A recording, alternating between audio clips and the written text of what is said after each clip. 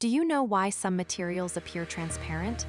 We assume it is because there is nothing there, but the truth is the opposite. True transparency is the result of intricate physical design. What you see as transparency is actually the absence of what you could see. Light isn't absorbed, reflected, or scattered. It simply passes through. What are the 3 key challenges for transparent materials? First, no light absorption. Its electronic structure must be so indifferent that photons pass by untouched. Second, no light scattering. The internal structure must be uniform. No impurities, grains, or particles that would scatter light. Third, no excessive refraction. Too many interfaces or drastic changes in refractive index cause reflections or distortions.